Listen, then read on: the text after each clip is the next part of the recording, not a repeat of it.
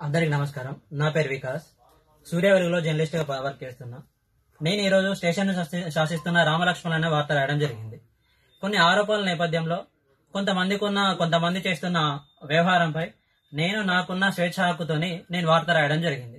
వార్తను తమకు తానుగా ఆపాదించుకున్న టీపీసీసీ మెంబర్ పెండెం రామానంద్ అనే వ్యక్తి ఇవాళ ఉదయం ఫోన్ చేసి కొంత వల్గారిటీతో మాట్లాడడం జరిగింది. అంతేకాకుండా ఈ రోజు ఉదయం నా షాప్ దగ్గరకు వచ్చి నా వర్కర్లను బెదిరిస్తూ నా బండి గుంజుకపోవడం జరిగింది. మరలా తర్వాత వచ్చి యథాస్థితిలో పెట్టిండు.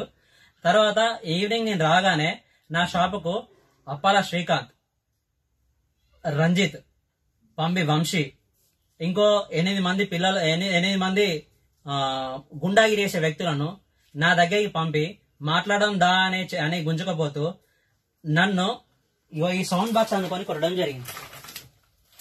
ఇగో సౌండ్ బాక్స్ పగిలింది కొడితే. ఇంత దాడులకు తెగబడాల్సిన అవసరం ఉన్నది.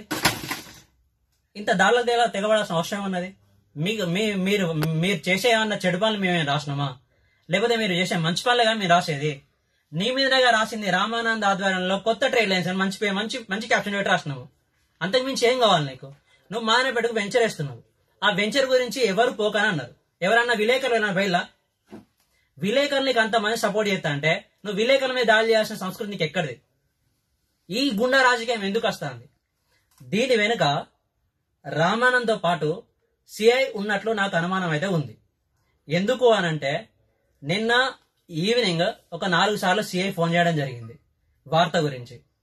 అంతేకాకుండా ఇక్కడ వచ్చిన తర్వాత కూడా నా వర్కర్లను బాత్రూమ్ లేసి సిఐకి ఫోన్ చేసినట్టు నాకు కొంత అనుమానం అయితే ఉన్నది. ఈ అంశంపై పోలీసులకు చెప్తే కొంత ఆలస్యంగా స్పందిస్తున్నారు. ఎందుకు ఏంది అనడానికి ఒక కేసు ఎగ్జాంపుల్ చెప్తాను నేను. నర్సంపేట పట్టణంలో గత కొద్ది రోజుల క్రితం రోడ్డు విషయంలో మాజీ కౌన్సిలర్ శివరాత్రి స్వామి వర్సెస్ ప్రస్తుత కౌన్సిలర్ ఓర్స్ తిరుపతి అనే ఇద్దరి మధ్యలో వాగ్వాదం జరిగింది. ఆ వాగ్వాదంలో ఓర్స్ తిరుపతి అనే వ్యక్తి అధికార పార్టీకి చెందిన వ్యక్తి కావడంతో ఆయన ఇచ్చిన ఫిర్యాదును వెంటనే ఎఫ్ఐఆర్ చేయడం జరిగింది.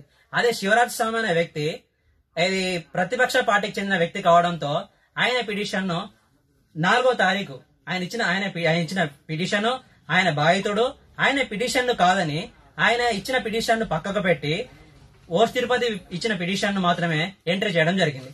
ఈ కొంత ఒత్తిడి పెరగడంతో శివరాజ్ స్వామి ఇచ్చిన పిటిషన్ ను 4వ తారీఖు ఎంట్రీ చేయడం జరిగింది. దీన్ని బట్టి మనం అర్థం చేసుకోవచ్చు పోలీస్ స్టేషన్ లో ఎంత పక్షపాత ధోరణి ఉందనేది మనకి ఈ ఇష్యూతో అర్థమవుతుంది. అంతేకాకుండా ఇదివరకు కొన్ని ఘటనలు జరిగినాయి. సంగినేని కుటుంబం సంబంధించిన ఘటనలు జరిగినాయి. సంగినేని కుటుంబం సంబంధించిన ఘటనలో కూడా రాత్రికి రాత్రి ఆమెకు పిల్లలున్నారనే కనీస దృష్టి లేకుండా రాత్రికి రాత్రి ఏదేదో మర్డర్ చేసిన వ్యక్తులేగా వాళ్ళని రిమైండ్ చేసే ప్రయత్నం చేసింది. దీని వెనుక ఏమున్నది అంటే అధికార పార్టీ నాయకుల ఒత్తిడి ఉన్నది. 100% పోలీసులు కూడా చెప్తారు ఆ విషయం. సిఐ చేసే విషయాలు కూడా పోలీసులు చెప్తారు. పోలీసులే కొంత సోర్స్ ప్రకారం మాకు ఇస్తున్నారు అంటే స్టేషన్లో ఏం జరుగుతుందో అర్థం చేసుకోవచ్చు. ఎంత డబ్బులు తీసుకున్నారని సిఐ తెలియదా మాకు? ఎందుకు కాకపోతే ఇంత ప్రశాంతత వాతావరణం నడుస్తుంది అనే ఆలోచనతోనే విలేకరుల మనటోళ్ళం సైలెంట్గా ఉంటాను. మరి ఇంత దాడులు చేయాల్సిన అవసరం మీకు ఏమొచ్చింది? మేము రాసిన వార్తను ఏం వార్త రాసినామో మన వివరణ కొడితే మేము అందరిమే వార్త రాసే వాళ్ళం కదా. కనీసం స్వేచ్ఛ హక్కు మాకు లేదా?